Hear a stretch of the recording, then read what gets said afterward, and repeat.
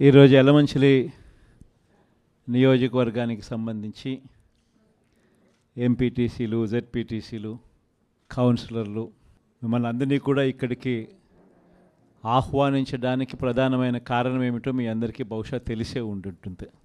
మనమంతా ఒక తాటి మీద గట్టిగా ఉండాం కాబట్టి, గట్టిగా నిలబడగలిగినాం కాబట్టి ఆయన కూడా మెడలు వంచక తప్పలేదు. ఈరోజు మెడలు వంచక తప్పలేదు. ధర్మం, న్యాయం ఈరోజు గెలిచింది. మామూలుగా అయితే పోటీ పెట్టకూడదు. మనకు 600 చిల్లర ఓట్లు ఉన్నప్పుడు, వాళ్ళకు 200 చిల్లర ఓట్లు ఉన్నప్పుడు అసలు పోటీ పెట్టాలని ఆలోచన చేయడమే దుర్మార్గం. ఆలోచన చేయడమే ధర్మం కాదు, ఆలోచన చేయడమే ఒక అన్యాయం. ఎందుకనంటే నీకు సంఖ్యాబలం లేనప్పుడు నువ్వు ఎందుకు పోటీ పెడతా ఉండవు?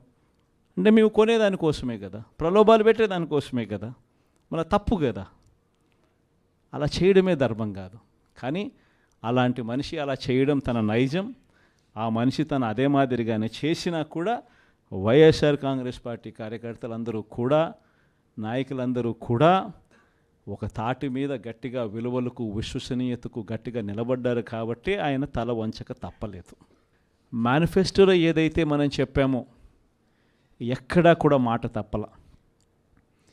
మేనిఫెస్టోను మొట్టమొదటిసారిగా చెత్తబుట్టలో వేసే పరిపాలన నుంచి మొట్టమొదటిసారిగా విశ్వసనీయత అన్న పదానికి అర్థం చెబుతూ మేనిఫెస్టోను ఒక బైబిల్గా, ఒక ఖురాన్గా, ఒక భగవద్గీతగా భావిస్తూ ఒక కొత్త నిర్వచనం చూపిస్తూ ఎన్నికల్లో విశ్వసనీయత అన్న పదానికి అర్థం చెబుతూ మనకు ఎన్ని సమస్యలున్నా కూడా చంద్రబాబు నాయుడు ఈ పొద్దు ఏ సమస్యలు లేకపోయినా కానీ సమస్యలు ఉన్నట్టుగా దాన్ని చిత్రీకరిస్తూ ఉన్నాడు.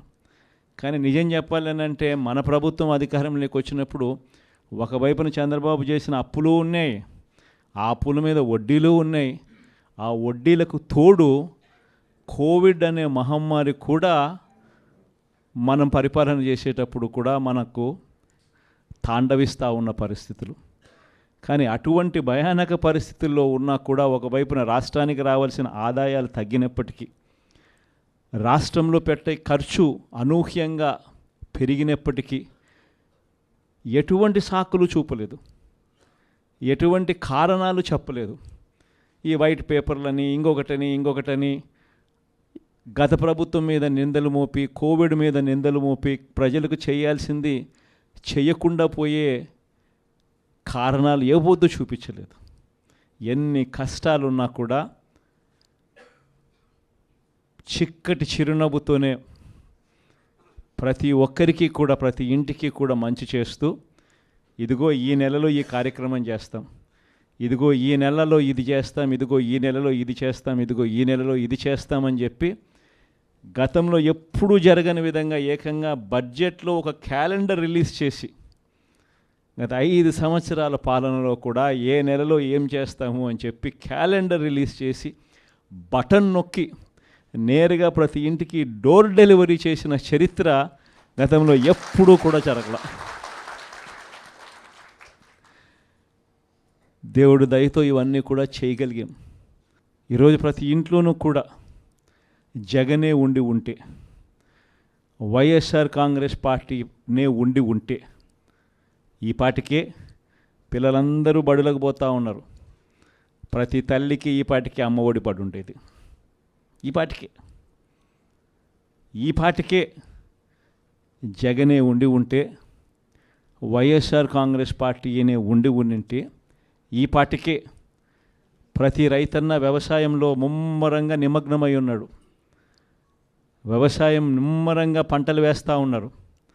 జగనే ఉండి ఉంటే ఈ పాటికే రైతు భరోసా సొమ్ము కూడా రైతులందరికీ కూడా వచ్చి ఉండేది.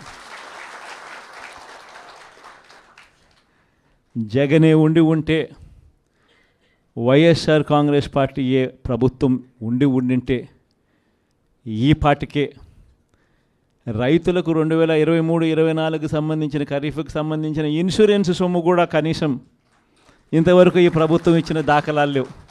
ఆ డబ్బులు కూడా పడి ఉండేటివి ఈ పాటికి రైతులకు. జగనే ఉండి ఉంటే, వైఎస్ఆర్ కాంగ్రెస్ పార్టీనే ఉండింటే ఈ పాటికే పిల్లలకు విద్యా దీవెన కింద ప్రతి 3 నెలలకు ఒకసారి ఫీజు రీయింబర్స్మెంట్ కింద వాళ్ళకు పడే ఫీజులు ఆ తల్లుల ఖాతాల్లోకి ఈ పాటికే నేరుగా పడుండేటివి. అదే తల్లుల ఖాతాల్లో పడాల్సిన ఫీజు రీయింబర్స్మెంట్, విద్యా దీవెన మామూలుగా ప్రతి 3 నెలలకు ఒకసారి, ప్రతి త్రైమాసికానికి అయిపోయిన వెంటనే ఇచ్చే పరిస్థితుల నుంచి ఇప్పటికే 2 త్రైమాసికాలు దాటిపోయాయి. ఇంతవరకు విద్యా దీవెన డబ్బులు ఇంతవరకు ఇవ్వడంలా.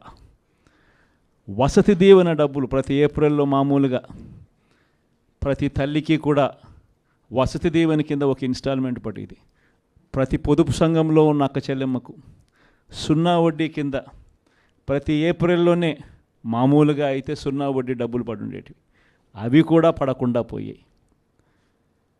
మత్స్యకార భరోసా పడలేదు, నేతన్న నేస్తం పడలేదు, వాహన మిత్ర కింద కూడా పడాల్సిన సొమ్ము కూడా మామూలుగా జగనే ఉంటే ఇవన్నీ కూడా సాఫీగా జరిగి ఉండేటివి. ఈరోజు ఏం జరుగుతూ ఉంది? ఒక్కటి కూడా పడకపోగా జరుగుతూ ఉన్న దారుణాలు ఏమిటి అని అంటే, చదువుల రంగమే తీసుకుంటే అప్పుడే టోఫుల్ అనే ఇంగ్లీష్ మీడియం, టోఫుల్ అనే సబ్జెక్టు, టోఫుల్ అనే పీరియడ్ పిల్లలకు గొప్పగా ఇంగ్లీష్ నేర్పించే సబ్జెక్టు, గొప్పగా వాళ్ళు ఇంగ్లీష్లో మాట్లాడే పరిస్థితి ఉండే టోఫుల్ అనే పీరియడ్ను ఎత్తేసినారు. ఇంగ్లీష్ మీడియం చదువులు ఇక గవర్నమెంట్ బడుల్లో మామూలుగా బాగా జరుగుతాయి అన్న ఆశ పక్కకి నెట్టేశారు. గోరుముద్ద ద్వారా రోజుకొక మెనూతో చిన్న పిల్లలకు పెట్టే భోజనం ప్రశ్నార్థకం అయ్యింది. డిసెంబర్లో పిల్లలకు అందరికీ కూడా 8వ తరగతి పిల్లలకు ట్యాబులు ఇస్తారా అన్నది ఇంతవరకు ఆర్డర్లే ఇవ్వలేదు. అది కూడా ఒక క్వశ్చన్ మార్కే. ఇవన్నీ కూడా అప్పుడే విద్యారంగంలో మొదలైపోయి అన్నీ కూడా ప్రశ్నార్థకం. హెల్త్కి సంబంధించి, ఆరోగ్య రంగానికి సంబంధించి చూస్తే ఆరోగ్యశ్రీ బకాయిలు 1800 కోట్లు దాటాయి. ఇంతవరకు రూపాయి ఇచ్చిన దాఖలాలు లేవు. హాస్పిటల్స్ పరిస్థితి ఎలా ఉంది అని అంటే, ఇంతకుముందు డాక్టర్లు లేని కొరత, 0 వేకెన్సీ పాలసీ అనేది తీసుకొచ్చి డాక్టర్లు లేని కొరత ఏ గవర్నమెంట్ హాస్పిటల్లోనూ ఉండకూడదు అన్న పరిస్థితి నుంచి ఈరోజు డాక్టర్లు ఎక్కడ ఉన్నారు అన్న పరిస్థితిలోకి ఈరోజు గవర్నమెంట్ హాస్పిటల్ వెళ్ళిపోయాయి. ఆరోగ్య ఆసరా కనిపించడం లేదు. 104, 108 బిల్లులు లేవు.